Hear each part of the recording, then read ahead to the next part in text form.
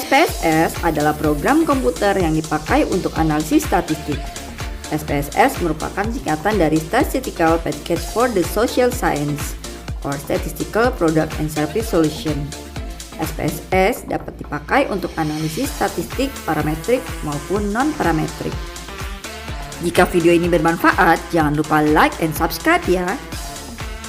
Yuk, klik tombol loncengnya.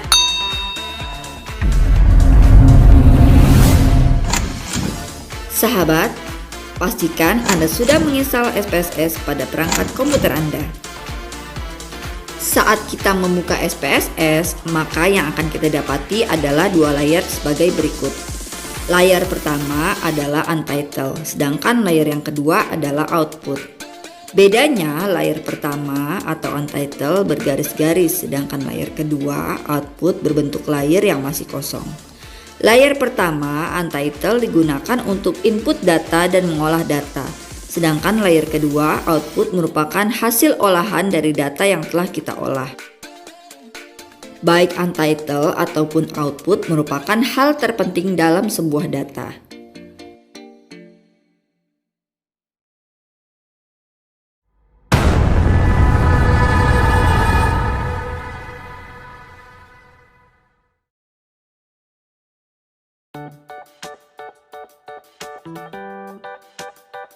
Sahabat, pada kesempatan kali ini kita akan membahas tentang Two-Way ANOVA yang merupakan perluasan dari One-Way ANOVA.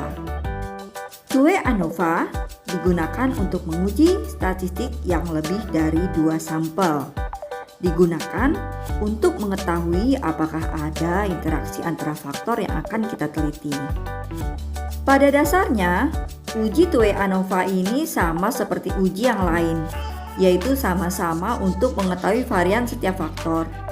Hanya saja, langkah untuk menempuh yang berbeda-beda tergantung sampel atau uji statistik yang akan digunakan. Baik sahabat, kita langsung saja buka aplikasinya. Di sini saya menggunakan SPSS 24. Seperti yang sudah dijelaskan di awal video, di sini terdapat dua tampilan, yaitu data view dan variable view. Pertama, kita coba ke variable view. Kita akan melakukan penamaan dan pengkodean terlebih dahulu. Karena kita akan menganalisis hubungan metode pembelajaran dan jenis kelamin terhadap hasil belajar IPA peserta didik sekolah ramah anak, maka pada kolom nama row 1 kita ketikkan hasil.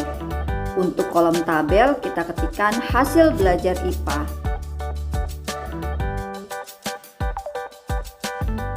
Pada kolom nama, row 2, kita ketikkan metode dengan label metode pembelajaran. Lalu yang ketiga yaitu JK dengan label jenis kelamin.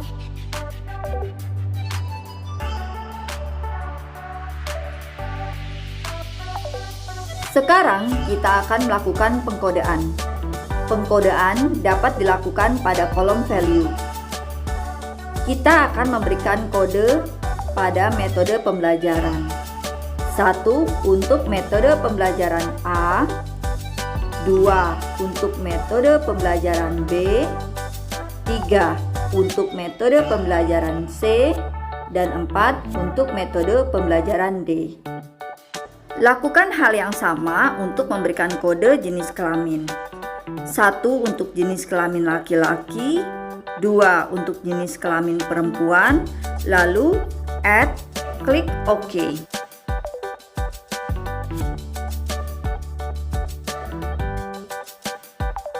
Pada kolom desimal, karena kita tidak membutuhkan data dalam bentuk desimal, maka kita nolkan saja. Jika sudah diberikan nama, label dan kode, kita pindah ke data view.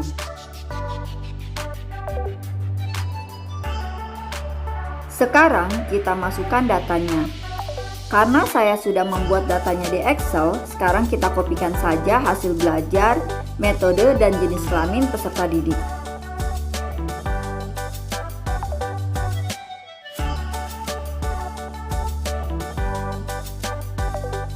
Lakukan sampai data selesai terinput semua.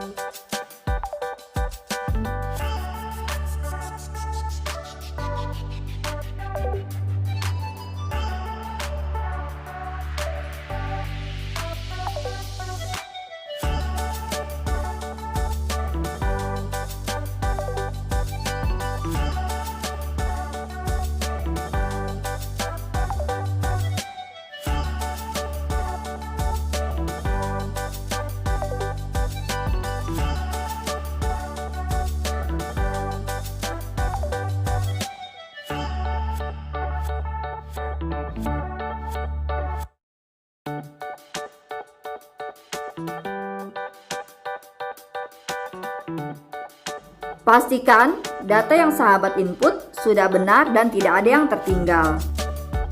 Sekarang kita ke Analyze, lalu pilih General Linear Models.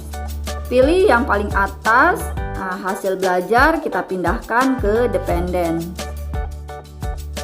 Metode pembelajaran dan jenis kelamin kita masukkan ke Fixed Factor. Kemudian save, lalu pilih Standardize, Continue, klik OK.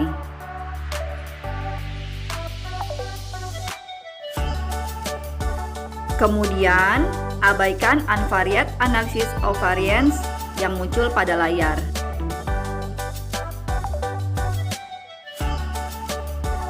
Di sini sudah muncul nilai residualnya. Karena syarat uji two-way ANOVA adalah datanya harus normal, maka kita akan uji normalitasnya. Caranya yaitu klik Analyze, pilih Descriptive Statistic, lalu Explorer.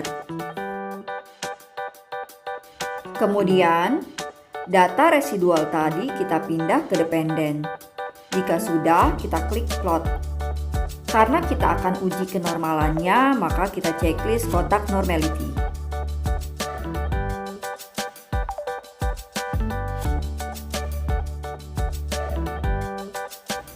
Berdasarkan analisis yang sudah kita lakukan, muncul output seperti ini. Sekarang mari kita lihat hasil test of normality-nya. Ingat, dasar pengambilan keputusan uji normalitas yang pertama adalah jika nilai signifikan lebih dari 0,5, maka nilai residual kategori normal. Sebaliknya, jika nilai signifikan kurang dari 0,05, maka nilai residual kategori tidak normal. Mari kita lihat signifikan yang kita dapat. Pada layar terlihat nilai signifikan yang kita dapat yaitu 0,384. Maka nilai residual yang kita dapat kategori normal. Selanjutnya kita akan melakukan uji homogenitas, merupakan syarat kedua selain normalitas jika kita akan melakukan uji two-way ANOVA. Kita akan melakukannya secara bersamaan, yaitu uji homogenitas berbarengan dengan uji two-way ANOVA. Kita ke Data View, masuk ke Analyze. Jika minggu lalu kita sudah belajar one-way ANOVA menggunakan Compare Mean, maka untuk uji two-way ANOVA kita menggunakan General Linear Models atau GLM. Lalu pilih Unvariate karena variabel dependennya 1. Kemudian klik Save. Kita hapus Standardize yang pada tahap awal sudah kita beri tanda. Lalu klik Continue. Kemudian Option. Kita pindah metode ke Display, jenis kelamin atau gender, dan juga interaksi antara metode dengan jenis kelamin. Selanjutnya, pada kotak deskriptif dan estimate, serta homogenitas kita beri tanda checklist. Klik Continue, lalu OK. Jika sudah, akan muncul output sebagai berikut. Yang pertama adalah deskriptif statistik. Cara membacanya yaitu pada layar tampak 4 metode pembelajaran yang terdiri dari metode A, B, C, dan D. Begitupun pada between subject factor. Terdapat 4 metode pembelajaran dan jenis kelamin yang terdiri dari laki-laki dan perempuan. Laki-laki berjumlah 24 peserta didik serta perempuan berjumlah 38 peserta didik.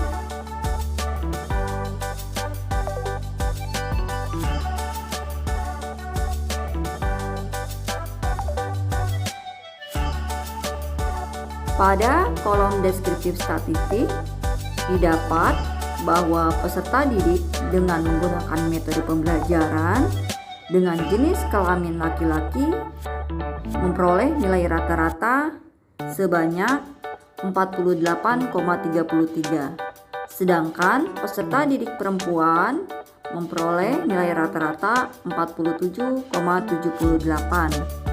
Pada tabel deskriptif statistik terdapat jumlah rata-rata peserta didik dengan metode B, C, dan D.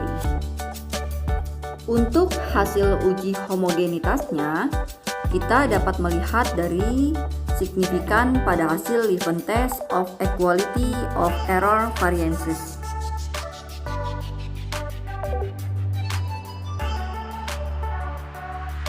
Signifikan pada hasil Leuven Test of Equality of Error Variances diperoleh 0,308. Artinya, nilai signifikan yang diperoleh lebih dari 0,05. Dengan demikian, maka dapat disimpulkan bahwa variabel hasil belajar IPA adalah homogen, sehingga asumsi homogenitas pada uji two-way ANOVA terpenuhi dan sudah dapat dilakukan uji two-way ANOVA. Output keempat adalah test of between subject effect. Output untuk hipotesis penelitian ini menjawab perumusan masalah.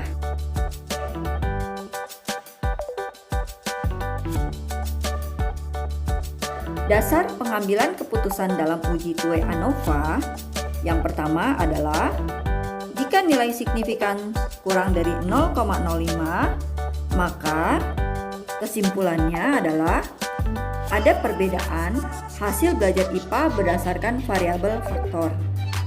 Yang kedua, jika nilai signifikan lebih dari 0,05, maka kesimpulannya tidak ada perbedaan hasil belajar IPA berdasarkan variabel faktor. Berdasarkan hasil uji two-way ANOVA, dapat dibuat kesimpulan yang pertama, diperoleh nilai signifikan sebesar 0,00, artinya kurang dari 0,05, sehingga kesimpulannya adalah ada perbedaan hasil belajar peserta didik pada muatan pelajaran IPA pada metode pembelajaran. Yang kedua, diperoleh nilai signifikan sebesar 0,722 atau lebih besar dari 0,05, sehingga dapat disimpulkan tidak ada perbedaan antara hasil belajar peserta didik dengan jenis kelamin peserta didik. Yang ketiga, diperoleh nilai signifikan sebesar 0,984 atau lebih besar daripada 0,05, maka pada penelitian ini dapat disimpulkan bahwa tidak ada interaksi antara metode pembelajaran yang digunakan oleh guru dengan jenis kelamin peserta didik dalam menentukan hasil belajar peserta didik pada muatan pelajaran IPA. Demikian kesimpulan hasil penelitian menggunakan uji two-way ANOVA kali ini. Sampai jumpa pada video-video kami selanjutnya.